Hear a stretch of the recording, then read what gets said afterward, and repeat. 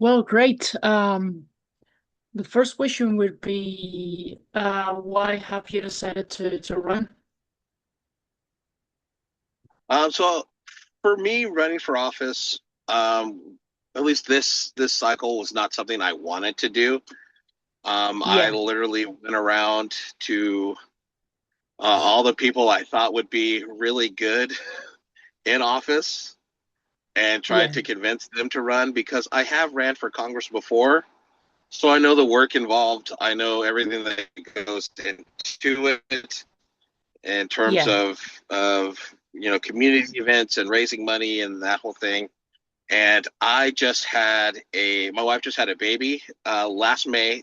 My son was born May 3rd, so we just celebrated his first birthday. I did not want to do it. Happy birthday. um, Thank you. Yeah, so like having a 1 year old and then I have two other kids, I didn't want to do Yeah, it. But I think the thing about the times that we're living in now is like we literally see we're told that we don't have money for universal health care. Oh, we can't afford universal child care. We can't afford yeah, all these different things. And yet there's always money for war, for example. Right? We're talking yeah, about adding another $200 billion to pay for the Iran war. And I have yeah, really learned it's a matter of having the political will. And yeah, so for me, if I am going to live by the values that I am going around and espousing, and especially having kids, and wanting them to see their dad is a man of his word and he lives by his beliefs, um, yeah. I had to put my money where my mouth is and get involved and run for office. Great. Which are your main priorities? So my top priority is universal health care. That's the thing Yeah, that's near and dear to my heart. I had, unfortunately, my like the political awakening that I have really dates back to my mother. I was a junior in my junior year at college, and my mom got sick, and she was rationing her medication because she couldn't afford the prescriptions yeah, because of the out-of-pocket prescription costs. And knowing that after the fact, after she passed away, um, which was really suddenly, learning that she was not taking her full dosage yeah, and rationing her medication so that she could still send my sister and myself money for like little things here and there at college, and yeah, then getting a bill less than 30 days after she passed away for her healthcare cost, was really eye-opening to me to understand that we talk about like America being the greatest country in the world, but we don't guarantee healthcare to our own citizens. How can we yeah, say we're the greatest country and we still have people dying because they can't afford the medication that would extend their life, keep them alive, right? At yeah, a such a nominal cost, and then going in and doing the research on it, and understanding. Look, we live in a global market, so American companies, if we're trying to, well, of course, this is pre-Trump, where we're not trying to yeah, attract the best minds in the world anymore. But if we're going to compete on a global level, like with places like Japan, with places like China, with places like the UK that guarantee healthcare to their citizens, yeah, that's just another chip that we have to bargain for. That American companies have to bargain with workers about. Um, that we're really going to lag behind, and we have lagged behind in terms of attracting talent to the states. And so, I like doing the research. I found out that it's like something like $2 billion is what American companies cost. The cost for American companies to have healthcare to compete with other companies in international markets. And so not only does it not make financial sense to not have universal health care, Yeah. but we're also not taking care of our very own here. And so that is my top issue right now. And if I had to round out another two, it would be enforcing economic fairness into our system, because we've seen literally 88 this last month, right? April 15th was tax day Yeah. here in the United States, and we've learned that 88 of the largest corporations in America paid $0 in federal income tax.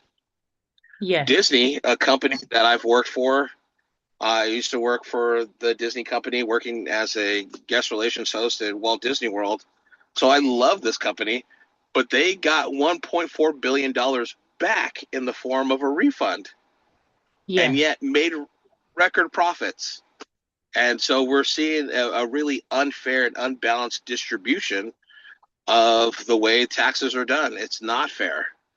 And so injecting some of that economic fairness in, because once you get to study economics, you start learning that jobs are not created just by rich people existing, right? There's a need, there's a demand there.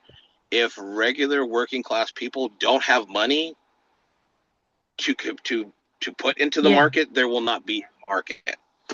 And so getting into to economic fairness, I think it's been well documented and studied, the fact that these people that are serving in Congress right now are benefiting from the knowledge that they get on their working in their committees of Yeah. the market, and are doing unfair trading.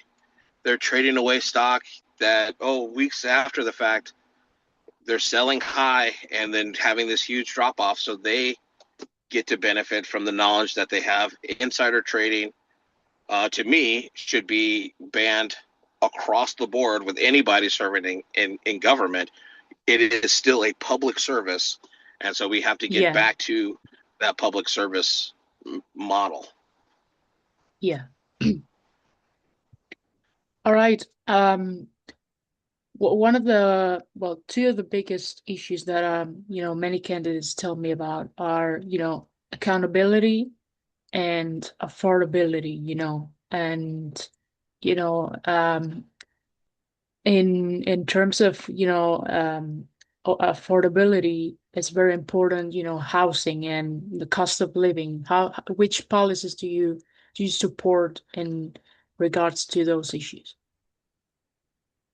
You know, in terms of like housing affordability, I hear all the time, "Oh, we're going to build more housing. We're going to build more housing," Yeah. and that, yeah, increasing the supply is going to help a little bit, right? Depending on the type of housing that we're talking about building. Yeah.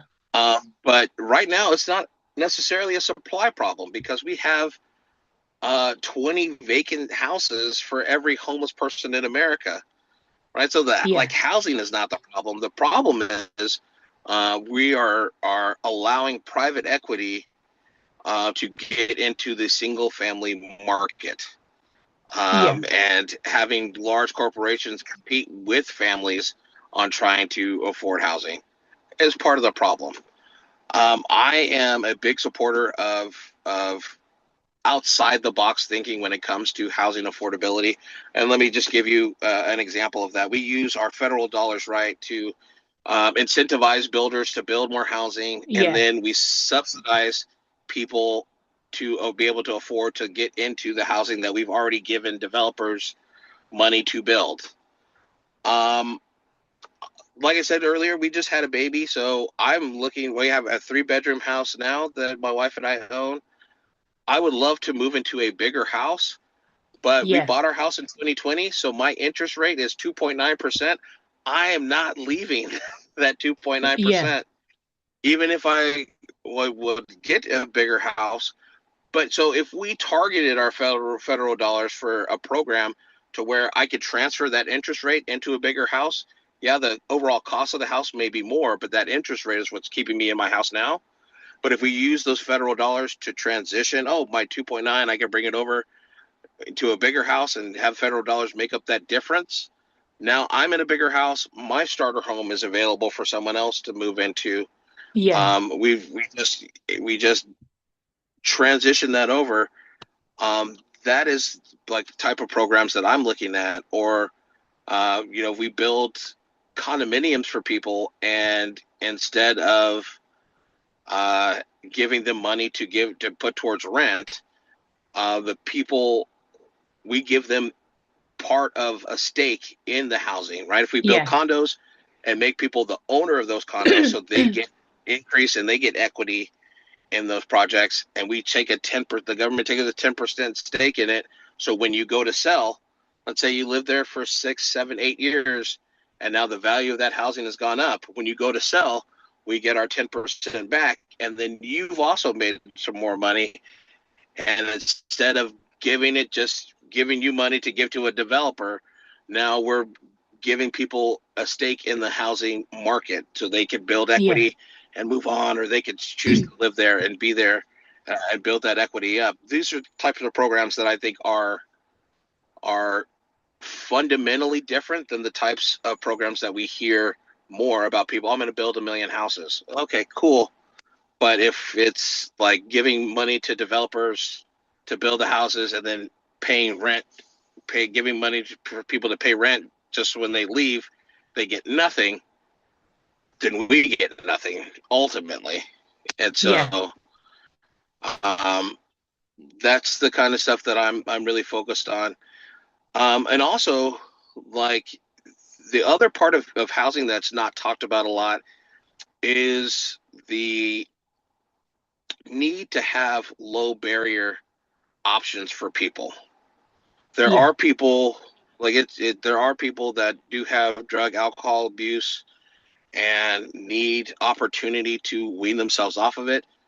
Um, we need to make investments in those programs. So it's like a lot of Yeah. shelters in my area here in Fresno, California. Oh, you need to be clean for 30 days and pass this test, and then you get shelter.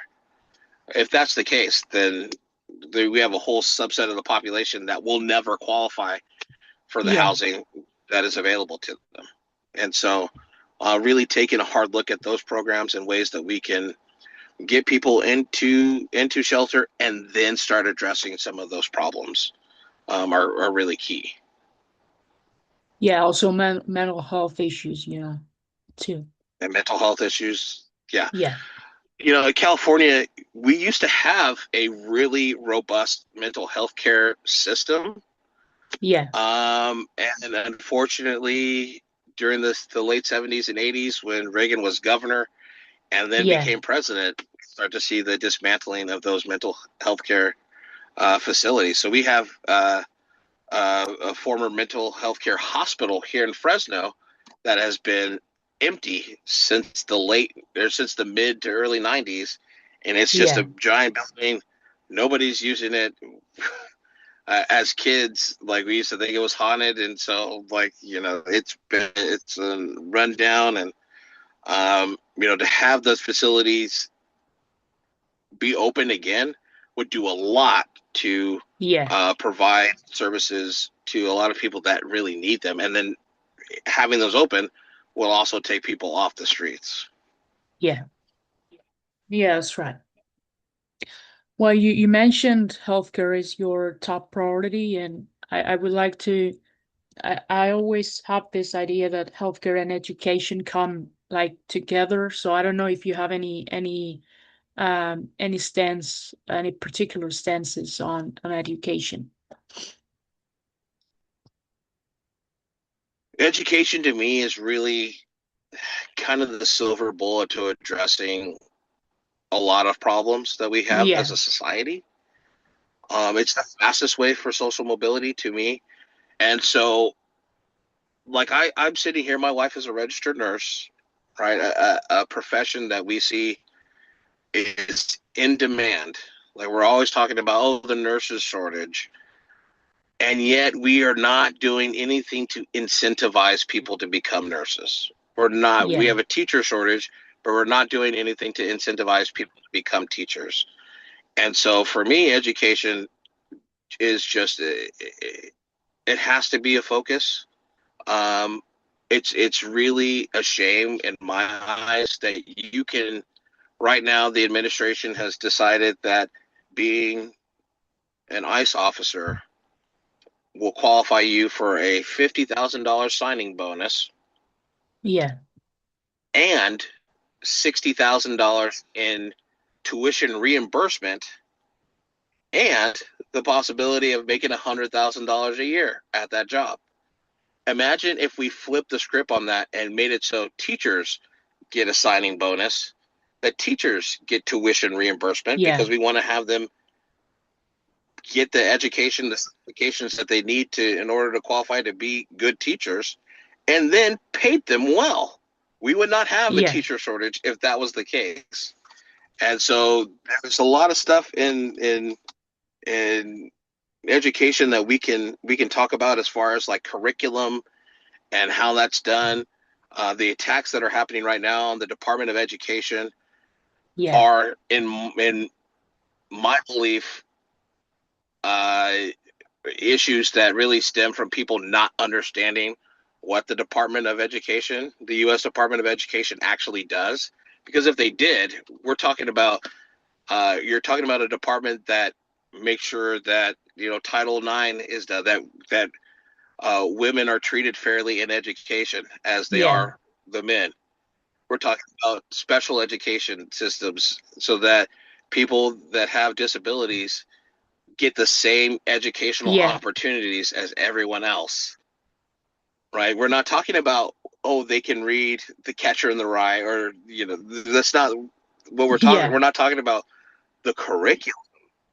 That's handled at the county level with your board of educations, right? We're talking about bigger programs and how they're funded and making sure that equity, but which is a bad word to the Trump administration, but Yeah. equity is applied in educational settings. And so, though that is really my big issue is making sure that we have um, funding for kids that want to go to school and want to join particular professions, and making sure that they have the educational funding to do that, but also making sure that programs that are designed to protect children with disabilities, to protect uh, women in sports and in the educational setting are done and funded is what my Yeah. focus is on. Yeah. All right. Well, of course sorry. Of course we got to talk about civil rights and ICE and of course, how the Trump administration is addressing all these issues. And, you know, what are Yeah, your ideas about that? you, we just had this Supreme Court Yeah. ruling come down that really gutted Section 2 in particular of the Voting Rights Act. Yeah. To me, it's a real shame because there's still a recognition of why the Voting Rights Act was needed in the first place, and none of the input, the outcomes on the ground have changed. There's still a need Yeah. for Section 2. It is basically an opinion.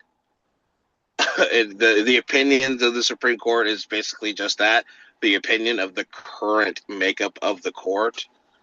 And so it's a real shame that there's no focus on addressing equity in our judicial system. But even Yeah. even beyond that, the expansion of immigration and custom enforcement and agency under the Homeland Security Agency that did not even exist when I was a child. And I'm 37, so this wasn't that long ago. Yeah. This is a post 9/11 agency um, that's now funded more than the defense departments of some countries. Right? ICE gets Yeah. more funding than the defense of Canada, for example. And we've seen what those dollars are doing in our neighborhoods. It has Yeah. nothing really to do with immigrations and custom enforcement. It is being currently used as a way to put terror and fear in people in order for them to act a certain way. And now we're seeing that because it's not just targeting immigrants and immigrant communities, actual American citizens are also being harassed, Yeah. right? Yeah. Seeing it is all a test for us getting used to seeing paramilitary force applied in our own streets, in our own communities. And even if the cards were flipped, right? ICE is having all this funding, Trump is the president now.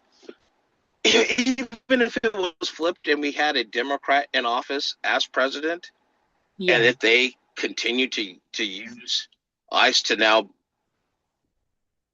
enforce whatever liberal agenda there is, it would still be wrong.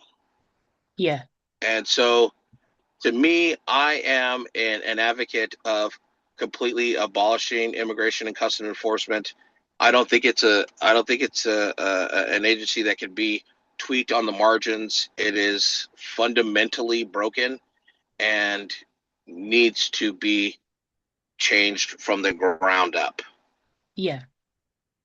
So I'm in the abolish ICE category of people, Yeah. with the understanding, right, that there are immigration laws that need to be enforced. But I think when you're Yeah. showing Sure. up to court hearings to get people that are showing up to the hearings that they've been assigned to, that is a problem. They're adhering to the law, and you're coming to pick them up.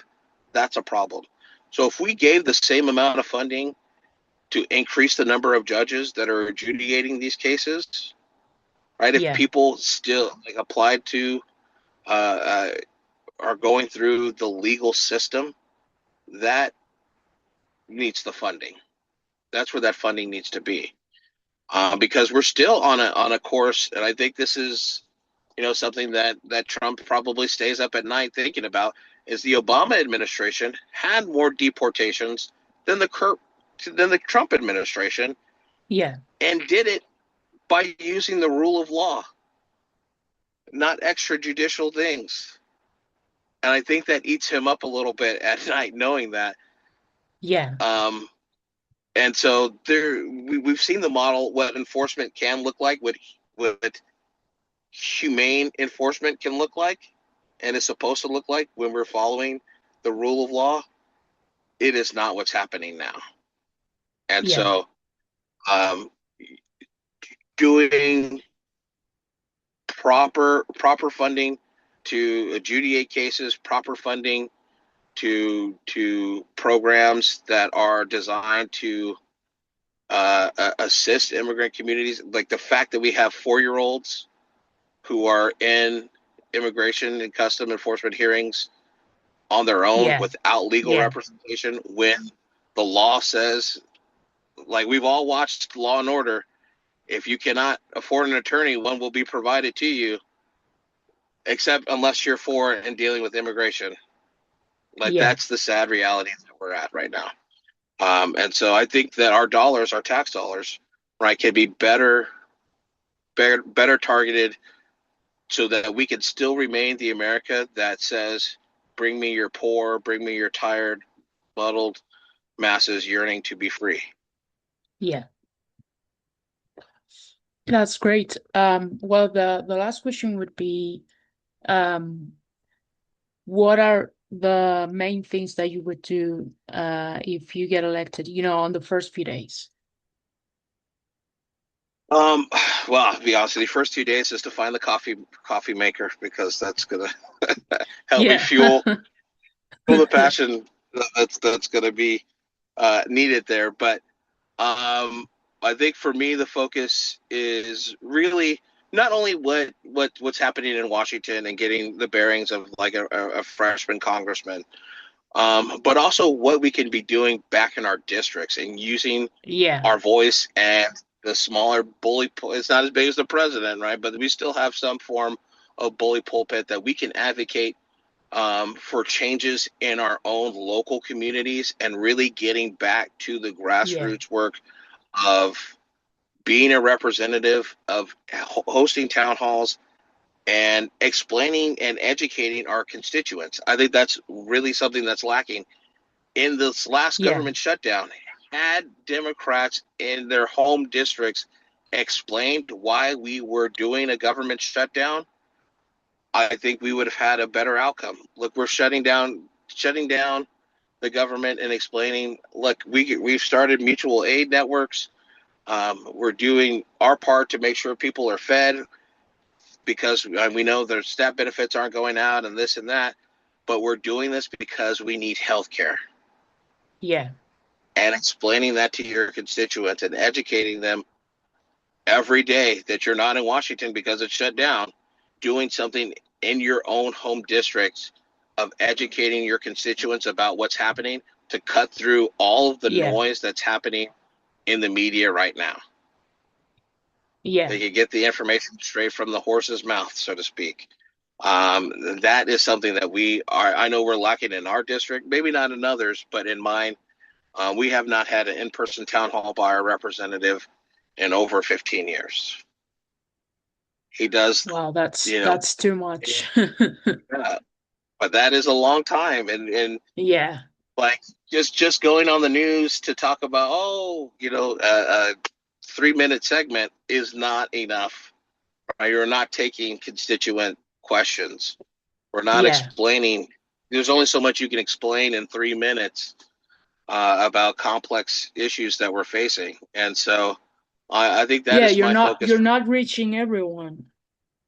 Yeah, is the different avenues to Yeah. educate and do the outreach to constituents so that they understand what's happening in their own country, because we have, unfortunately, we have a situation now where we've lost objective truth. Yeah. And like we see with this issue at the White House Correspondents' Dinner, where the White House says something, and immediately the response from the majority of people, "Oh, that's fake. That's not true." We had yeah. I'm just thinking, just yesterday, right? There was reports that Iran fired on a Navy ship, and then the White House responds, "Oh, that never happened." We don't know. It could have happened, but nobody can trust what is being Yeah. said by this White House. And so um, I think we really need to do the work of educating and informing our constituents about what's really happening. Yeah, because the other way around, it creates uncertainty for many people. Yeah. And uncertainty, unfortunately, can lead to fear, and fear can lead to irrational actions. And so Yeah. Yeah. the better informed people are, the better decision they feel that they can make. And I think that should be our number one job. Is we are Yeah. still, especially in Congress, we are the closest people tied to the public. That was the design of the original Constitution, Yeah. where even senators weren't elected by regular people. The president was elected by the Electoral College. The House of Representatives was the only body directly elected by people. And so we Yeah. need to make sure that our ties to the people um, are closer. Yeah. All right. Well, thank you. Thank you very much for answering all my No questions. problem. Thank you for having me. Yeah, I That appreciate was the great. opportunity. No problem. Well, have a nice day. You too. Take care. Take care. Bye. Bye.